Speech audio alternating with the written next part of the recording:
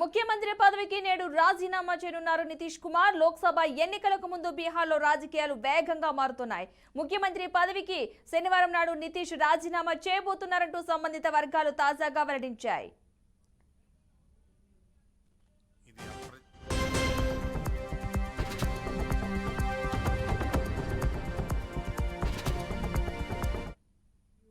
రాష్ట్ర ప్రభుత్వంలో భాగస్వాములుగా ఉన్న సీఎం నితీష్ కుమార్ నేతృత్వంలోని జేడీయూ, లాలూ యాదవ్ నేతృత్వంలోని ఆర్జేడీ పార్టీల మధ్య విభేదాలు తలెత్తాయి. దీంతో మహాకూటమిలోని ఆర్జేడీతో తెగదెంపులు చేసుకునేందుకు జేడీయూ చీఫ్ రాష్ట్ర ముఖ్యమంత్రి నితీష్ కుమార్ సిద్ధమైనట్లు గత కొన్ని రోజులుగా టాక్ నడుస్తోంది.